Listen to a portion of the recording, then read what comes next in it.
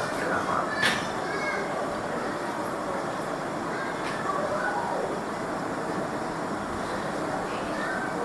Ketahui oleh muhyi soleh, barang siapa meninggalkan suatu fardu daripada segala yang difardukan Allah Ta'ala itu, maka iaitu terlebih hampir kepada kufur.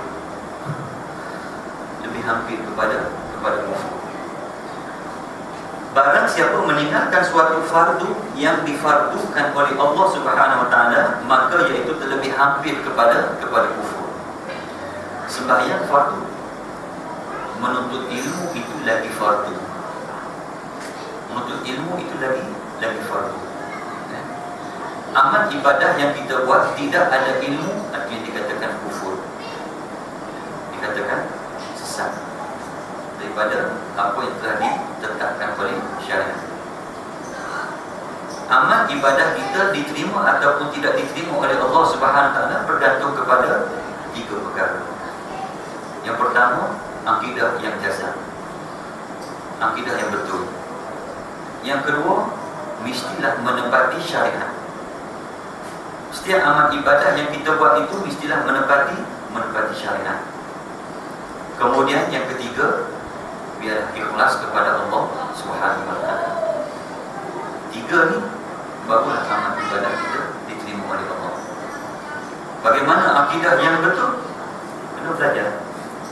Bagaimana amal ibadah yang kita buat menepati syariat? Mesti belajar.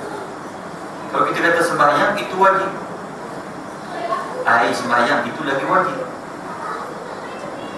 Air yang nak digunakan untuk ambil sembahyang itu lagi wajib. Kita belajar pula apa air. Macam mana pula kriteria air yang dibenarkan oleh agama. Kita ni di Malaysia ni cukup mudah air. Cukup mudah air. Dalam kemudahan air itu tapi susah untuk nak berwudu. Susah untuk kita nak berwudu. Air cukup mudah. Pergi dah mana-mana tempat, tak usik ditambah air. Tak ada di rumah kita surau ada air. Tak ada di surau, di masjid ada air, di kedai ada air. Tapi nak ambil wudu cukup banyak. Ambil wudu untuk sembahyang. Orang yang sentiasa berwudu ni, Allah Akbar, cukup banyak kelebihan dia. Cukup banyak kelebihan dia. Jadi menuntut ilmu itu lagi wajib. Sebab itulah yang saya ceritakan tadi mula-mula tadi. Setelah Allah jadikan Nabi Adam, Allah ajar kepada Nabi Adam terlebih dahulu, bagi ilmu terlebih dahulu kepada Nabi Adam AS. Barulah dia susulkan kemudian. Kau nak buat apa, buatlah. Pokok satu ni jangan dekat. Pokok satu ni jangan kau ambil. Setelah Allah jadikan Nabi Adam, setelah Allah ajar kepada Nabi Adam AS, barulah Allah bagi garis panduan kepada Nabi Adam AS. Kita hidup dalam dunia pada hari ini, Allah bagi kebebasan, buatlah nak buat apa. Tapi ada benda yang Allah larang untuk kita buat, untuk kita hampiri. Ada benda yang Allah marah. Benda yang Allah marah itu sikit. Benda yang Allah suruh buat baik itu banyak. Tapi benda yang sikit itulah yang nak dibuat oleh manusia. Benda yang Allah marah. Itu yang Allah sebut, la yukallifullahu nafsan illa wus'aha. Allah tak pernah memberati, melainkan Allah melapangkan untuk kita. Sebablah dalam satu ayat Allahumma shalli ala sayyidina Muhammad, yang Allah sebut berkaitan dengan Allah itu tahu apa yang ada di dalam hati, apa yang ada di luar hati. Lalu para sahabat pergi mengadu kepada Nabi SAW, ya Rasulullah, satu ayat yang turunkan kepada kami ini cukup berat.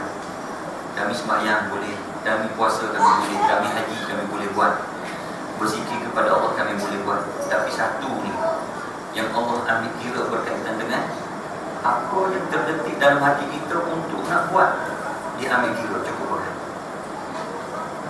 Dalam hati kita ni macam-macam benda. Nak buat benda tu, nak buat benda ni, lebih lagi nak buat benda yang Allah marah. Kalau terdetik dalam hati kita untuk nak buat benda yang Allah marah, dah pun dia ambil kira berat, tuan-tuan. Dan sahabat mengadu kepada Nabi SAW, cukup berat ayat ni. Macam mana nak buat? Begitulah juga, ittaqullaha haqqa tuqatih. Takutlah kepada Allah dengan sebenar-benar takut. Ayat ni cukup berat.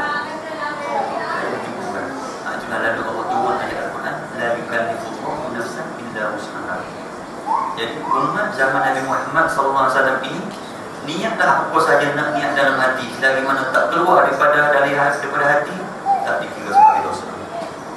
Tak dikira sebagai dosa. Untuk perkara yang jahat. Perkara yang baik, niat untuk nak buat baik, dah dapat dah. Tidur malam nanti niat untuk nak bangun tahajud, tak bangun, dapat pahala. Dapat pahala. Ni duduk dalam surau, duduk dalam masjid, duduk di rumah kan, niat dalam hati. Ni nak pergi bagi tahu kat member, ada member sebelah rumah tu, buat kerja apa tadi, nak pergi mengumpat. Kan, nak pergi mengumpat. Nak pergi mengumpat tu, niat dalam hati nak pergi mengumpat, tak dikira sebagai dosa lagi. Mengumpat tu barulah dikira sebagai dosa. Mengumpatlah 2-3 kilo dalam hati, tak dikira sebagai dosa. Mengumpatlah, nak kata orang, nak caci orang dalam hati, caci lah, tidak dikira sebagai dosa. Tapi kalau dah tubik di mulut, keluar di mulut, habis. Nak menyumpah orang, nak marah kepada orang, menyumpah dalam hati, tak dikira sebagai dosa. Dalam hati tu sebut gila dia tu, bengong dia tu, tak apalah dalam hati. Kalau dah terkeluar daripada mulut, dah dikira sebagai dosa. Zaman umat Nabi Muhammad SAW cukup banyak rahmat yang Allah beri kepada kita. Ittaqullah haqqa tuqatih, takutlah kepada Allah dengan sebenar-benar takut. Sahabat menjadi takut. Takut ni, takut tak boleh nak sebenar-benar takut kepada Allah. Lalulah ayat diturunkan kepada Nabi SAW. Ittaqullah mastata'tum, takutlah kamu kepada Allah sekadar mana yang kamu termampu, selagi mana tidak menggadai prinsip-prinsip agama.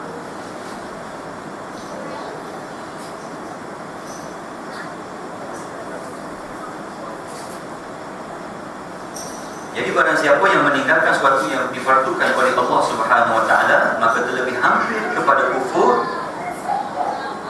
Musonif ini memberi satu gambaran, lebih hampir kepada kufur itu daripada mata putih kepada mata hitam. Dalam mata kita ni ada mata putih, ada mata hitam. Kekufuran terlebih hampir kepada orang yang meninggal apa yang difardukan oleh Allah, lebih hampir daripada mata putih dengan mata hitam dalam mata kita. Yang mana? Mata putih dengan mata hitam ni memang dekatlah. Tidak ada suatu benda di antara mata putih dengan mata hitam. Tak ada dah. Memang lepas mata putih terus mata hitam. Tetapi kekufuran kepada orang yang meninggalkan apa yang difardukan oleh Allah, itu lagi kufur, lagi hampir kepada kekufuran. Maknanya kalau orang tinggal sembahyang, lebih hampir kekufuran daripada mata putih kepada mata hitam. Di antara mata putih dan mata hitam, tak ada apa lagi dah. Memang tu mata hitam tu. Kalau lepas mata hitam tu terus pada mata putih dah. Tak ada pula orang kata lepas mata putih ada mata apa? Mata biru, tak ada. Terus pada mata hitam. Maknanya di antara putih dengan hitam tu dah rapat dah. Tetapi kekufuran orang yang meninggalkan apa yang difardukan oleh Allah lagi kufur, lagi dekat dengan kekufuran. Yang Nabi sebut dengan jelas kepada kita, man taraka salatan muta'ammidan faqad kafara biha. Satu peristiharan daripada Nabi SAW. Orang yang tinggalkan sembahyang dengan sengaja dikata sebagai satu kafir yang jelas. Al-farqu bainal muslim wal kafir tarkus shalah. Beza di antara orang kafir dengan orang Islam, sembahyang. Tinggal sembahyang kafir, sembahyang Islam. Itu tidak ada.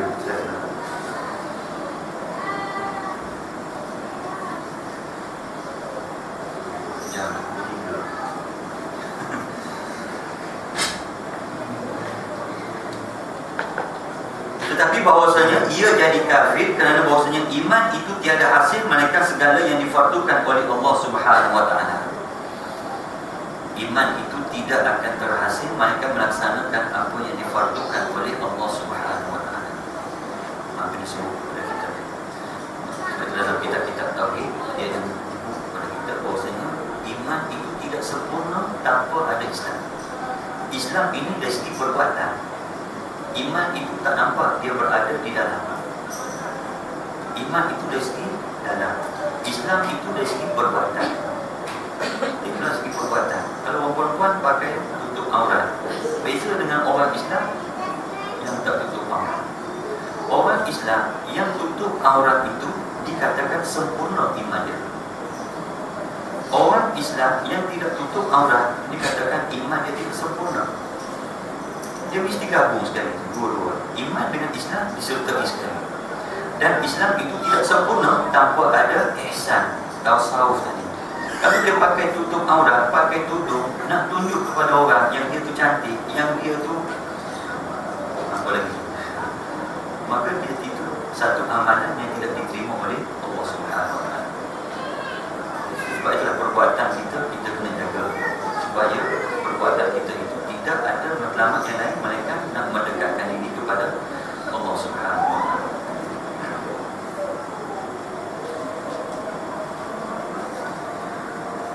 Jika dikata orang, apa beza di antara ilmu orang yang zahid dan orang yang fasik? Banyak lagi cerita. Soalan dia, apa beza di antara ilmu orang yang zahid dan orang yang fasik? Orang ada ilmu dan dia zahid, zuhud. Orang alim tadi dipanggil kepada orang yang zuhud, tak cinta kepada dunia, cintakan kepada akhirat. Bagaimana pula dengan orang yang alim, yang fasik, yang buat kerosakan di atas muka bumi? Fasik ini maksudnya orang yang mengekali dosa-dosa besar, mengekali dalam dosa besar. Orang yang fasik. Jawapan dah ada. Jawapan dah ada. Cuma keterangan insya-Allah saya akan sambung pada kuliah yang akan datang.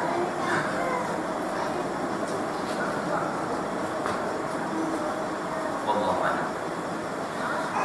Ada soalan?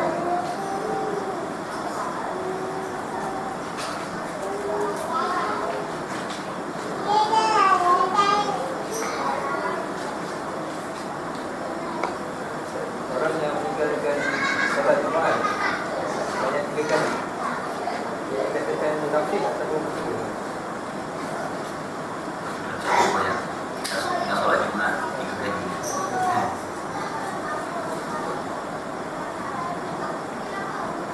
Orang yang sembahyang Jumaat, kalau kita solat Jumaat 3 kali, satu masalah juga dalam kita sistem dalam kita. Kerana buat bekerja pada hari Jumaat itu satu masalah. Bukan kata orang bekerja saja, budak-budak sekolah menengah, yang sekolah petang, ramai tak semuanya, ramai tak semuanya.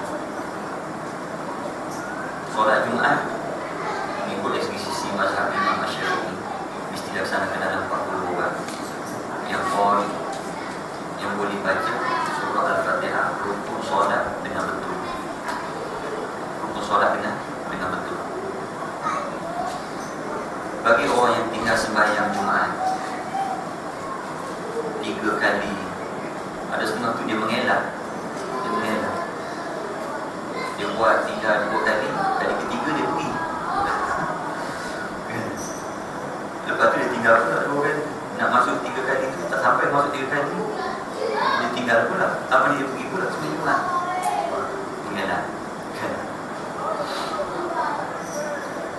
Sembahyang Jumaat merupakan salah satu perkara yang difardukan oleh Allah Subhanahu Wa Taala. Difardukan oleh Allah Subhanahu Wa Taala. Adapun sembahyang Jumaat diberi pelonggaran kepada orang yang tertentu saja.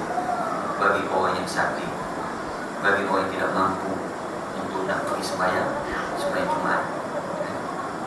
Tapi selagi mana dia boleh datang untuk sembahyang Jumaat, ataupun ada orang bawa untuk nak sembahyang Jumaat, maka dia kena pergi. Wajib kepada ahli keluarga dia bawa orang tadi pergi sembahyang Jumaat. Sebab sekarang ni ada wheelchair, boleh pakai semua, boleh pakai semua. Bagi orang yang tinggal sembahyang Jumaat 3 kali betul-betul diberi amaran oleh Islam, akan dicop sebagai hati dia sebagai seorang yang kafir, sebagai seorang kafir. Islam cukup mengambil berat berkaitan dengan apa yang difardukan oleh Allah Subhanahu Wa Taala. Islam cukup mengambil berat. Bagi orang yang meringankan berkaitan dengan solat ini, dia juga termasuk dari kalangan orang yang meringankan dengan agama. Termasuk dari kalangan orang yang meringan-ringankan dengan ikram. Solat Jumaat bukannya tiap-tiap hari, seminggu sekali. Maka menjadi kewajipan kepada kita berusaha ikhtiar macam mana keadaan sekalipun biar dapat sembahyang Jumaat.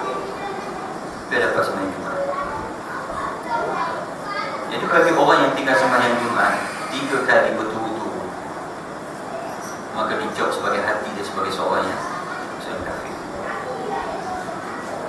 Kalau sekalipun Allah dah marah sebenarnya, sekalipun Allah dah marah untuk nak tinggal sembahyang Jumaat. Sembahyang Jumaat dia adalah satu sembahyang yang diganti kepada sembahyang subuh. Bagi orang yang tidak ada kemampuan, maka boleh digantikan dengan sembahyang subuh. Bagi orang yang tidak ada kemampuan, boleh digantikan dengan sembahyang subuh. Bagi orang yang ada keuzuran, dibolehkan dia untuk tidak datang sembahyang Jumaat. Sayang di kalangan kita yang tidak ambil berat berkaitan dengan sembahyang Jumaat. Orang yang datang sembahyang Jumaat, duduk dalam sembahyang Jumaat itu, datang awal dapat pahala lebih lagi. Duduk dalam sembahyang Jumaat itu pula, dalam sembahyang Jumaat itu pula dia ada khutbah. Tidak ada mana-mana sembahyang yang digantikan dengan 2 rakaat dengan khutbah. Mereka sembahyang Jumaat dan memberi kebaikan kepada umat Islam berkaitan dengan panduan-panduan yang terhadap agama Islam itu sendiri. Setengah juga orang yang datang sembahyang Jumaat waktu-waktu nak habis khutbah, ataupun ada juga. Jadi bagi orang yang tinggal sembahyang Jumaat, bertaubat kepada Allah Subhanahu Wa Taala agar dia boleh dapat sembahyang Jumaat. Jadi pihak berkuasa perlu ambil berat berkaitan dengan, terutama orang yang ada pejabat. Bagilah kelonggaran kepada pekerja-pekerja dia, staf dia untuk nak pergi sembahyang Jumaat. Bagilah kelonggaran kepada hari Jumaat untuk nak dapat kelebihan untuk dapat solat Jumaat. Kadang-kadang dia tak pergi sembahyang Jumaat kerana tugas. Pihak yang berkuasa, termasuklah ketua syarikat, ketua pejabat, ketua negeri, ketua negara, perlu dibuat berkaitan dengan sembahyang Jumaat. Wallahu a'lam.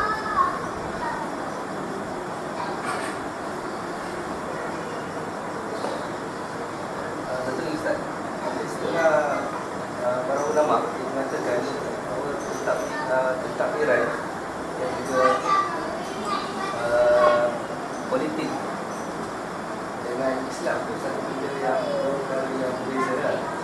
Ada setengah kategori orang yang cakap macam ni, dia kategori dia maksudnya dia kata dia Kalau sekular ni dan kita dia menyebabkan Islam, tapi dia kata tak boleh berlari politik yang lain. Setengah jemaah tu dia kata macam tu lah. Saya pun bersyukur ke soalan cukup emas. Kalau berita harian itu soalan cukup emas. Kita ambil satu ayat yang diturunkan pada 9 Zulhijjah. Al-yawma akmaltu lakum dinakum wa atmamtu 'alaikum ni'mati wa raditu lakumul Islam madinan. Pada hari ini bagi kamu telah sempurna agama kamu. Ini yang ayat dikatakan, setengah ulama mengatakan ini ayat terakhir yang diturunkan kepada Nabi SAW. Seluruhnya mengatakan ini ayat yang terakhir yang diturunkan kepada Nabi SAW. Itulah yang dikatakan ada khutbah yang terakhir daripada Nabi SAW. Baik, kalau kita ambil daripada saya dah baca dalam satu kitab Allahumma salli ala sayyidina Muhammad. Saya sekarang tengah baca tiga kitab. Durun Nafis, Fadilatul Faraid, Jauhar Tauhid. 3 kitab. Saya lupa dah satu-satu nama kitab. Dalam kitab itu dia sebut, dia cerita kepada kita berkaitan dengan agama. Apa makna agama? Apa makna agama? Dalam kitab anak-anak lupa kitab dalam kitab. Dalam kitab tu dia sebut, dia kata makna agama itu iaitulah, Dia sebut dalam kitab itu hukum. Tapi zaman sekarang ni dia terjemahkan kepada sistem. Sistem yang diturunkan oleh Allah Subhanahu Wa Taala kepada hamba-hamba Allah melalui lidah Rasul-Rasul. Itu mana agama dia. Kita sebagai agama Islam, dia ada sistem. Sistem itu siapakah yang menentukan? Itu kalau kita belajar dalam kitab usul fiqh, dia ada sebut. Kitab usul fiqh ni dia kata ada hukum. Siapakah yang membuat hukum? Allah. Allah yang membuat hukum. Jadi dalam kita sebagai orang yang katakan agama Islam ini, kita ada sistem. Sistem yang diturunkan oleh Allah kepada hamba-hamba dia. Hamba-hamba Allah Subhanahu Wa Taala ini ialah dari kalangan orang yang beriman, orang Islam. Melalui siapakah sistem itu diketahui oleh hamba Allah Subhanahu Wa Taala? Melalui lidah-lidah Rasul. Kalau zaman kita ni daripada Nabi Muhammad sallallahu alaihi wasallam diturunkan kepada para sahabat dan juga kepada para alim ulama sampai dan kepada kita zaman sekarang. Itu yang dikatakan agama. Diterjemahkan kepada kita apabila kita beragama Islam, dikatakan agama itu iaitulah hukum yang terdapat di dalam sistem itu. Hamba-hamba Allah Subhanahu Wa Taala yang atur dengan sistem itu dikatakan Islam. Contoh, kalau saya bekerja dalam satu pejabat, pejabat itu dia ada sistem dia. Siapakah yang menentukan sistem dalam pejabat tersebut? Mesti CEO lah, kita kata. Apa ni, general manager yang akan menentukan. Jadi bila saya masuk dalam kerja dalam pejabat itu, dia akan keluarkan satu surat kepada saya, undang-undang di pejabat tersebut. Maka bila saya atur dengan pejabat tersebut, bermakna saya Islamkan, saya serahkan diri saya semasa saya berada dalam pejabat itu, dan pihak pejabat itu boleh gunakan saya apa sahaja untuk kepentingan pejabat. Okay, Amin. Pukul 10 nanti pergi ke Syahadah, ada mesyuarat ke sana. Sebab saya dah Islamkan saya dah serahkan diri saya kepada pejabat tersebut, maka saya kena atur dengan undang-undang di pejabat tersebut. Begitulah juga kita hidup dalam dunia ini, ada sistem yang telah ditentukan oleh Allah Subhanahu Wa Taala. Terutama sekali berkaitan dengan sembahyang 5 waktu, itu ada sistem. Itu salah satu daripada sebahagian daripada agama. Sistem pentadbiran dalam urusan baik di peringkat kecil, baik di peringkat besar sedikit kampung, baik di peringkat negeri ataupun di peringkat negara, itu sebenarnya bermula daripada rumah. Sistem keuangan dalam rumah kita, apakah sistem Islam ataupun tidak? Maka benda itu dibawa kepada peringkat atasan. Itu yang Nabi sebut kepada kita,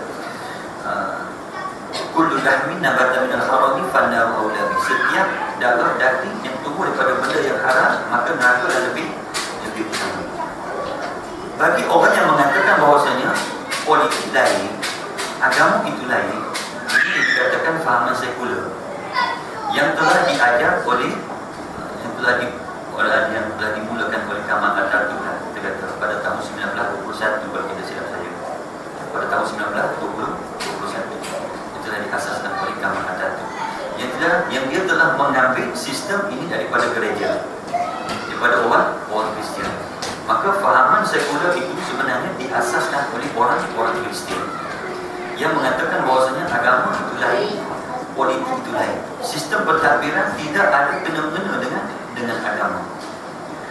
Saya sebut di sini seorang ustaz menterjemahkan kepada kita bahawasanya dia kata, kalaulah kita memisahkan agama dengan sistem kehidupan kita, katakanlah kalau kita mati dalam keadaan kita mentadbir urusan negara, apakah kita nak uruskan jenazah dia sebagai urusan jenazah Islam ataupun kita buang dia dalam laut macam tu? Sebab dia telah memisahkan agama. Lainlah kalau dia mati dalam sembahyang, kita kata bolehlah urusan dengan agama. Sebab dia kata agama dengan politik tidak ada kena-mengena, pentadbiran tidak ada kena-mengena dengan agama. Maka orang yang mengatakan bahawasanya pentadbiran tidak ada kena-mengena dengan agama, bermakna orang tadi tidak dikatakan sebagai seorang yang takut kepada sistem yang telah diturunkan oleh Allah Subhanahu wa taala. Sistem yang diturunkan oleh Allah Subhanahu wa taala melalui lidah Nabi sallallahu alaihi wasallam ajar kepada kita berkaitan dengan pentadbiran. Sebab itulah Nabi sallallahu alaihi wasallam untuk nak dapatkan kuasa, untuk nak memerintah dunia ini melalui sistem yang telah ditentukan oleh Allah Subhanahu wa taala. Itu yang kita sebut juga dalam sembahyang kita, ghairil maghdubi alaihim waladdallin. Itu juga ayat berkaitan dengan sistem yang telah diterjemahkan kepada saya seorang ustaz. Kita minta kepada Allah Subhanahu wa taala, anugerahkanlah kepada kita nikmat sebagaimana Allah anugerahkan kepada para nabi, para rasul, para siddiqin, dan kepada orang beriman. Ghairil maghdubi alaihim waladdallin. Kita tak nak jalan orang yang sesat dan juga orang yang Allah marah. Jalan orang sesat, jalan yang Allah marah ni, bukannya Allah marah kepada orang sembahyang. Sistem dalam kehidupan yang luar daripada amal ibadah khususiah, pentadbiran kita, urusan keluarga kita, urusan dalam negeri kita, urusan kewangan kita, nak mensistemkan balik dalam negara kita macam mana. Itu yang dikatakan sesat apabila tidak ambil berkaitan dengan agama. Tengok sampai pada hari ini masalah jenayah tak dapat selesaikan. Tak silap saya malam tadi ada berita mengatakan budak yang umur 12 tahun hingga 14 tahun berogol seorang budak perempuan yang berumur 12 tahun. Wallahualam, tuan-tuan ada dengan berita ini, saya dapat maklumat daripada kawan saya. Dia kata ada berita semalam budak umur 12 tahun hingga 14 tahun dah pandai berogol budak perempuan yang berumur 12 tahun. Hasil daripada memisahkan agama dengan kehidupan inilah yang jadinya keadaan kita pada hari ini. Nak sembahyang dalam masjid, nak buat amal ibadah dalam masjid, luar daripada masjid, luar daripada surau, luar daripada tempat amal ibadah, langsung tidak ada kena-mengena agama. Itulah yang diajarkan kepada kita pada hari ini. Orang perempuan datang sembahyang tutup aurat, keluar saja pakai seluar ketat. Itulah generasi yang ada pada hari ini. Datang sembahyang main bola pakai seluar pendek, datang sembahyang main badminton pakai seluar pendek. Itulah yang diajar.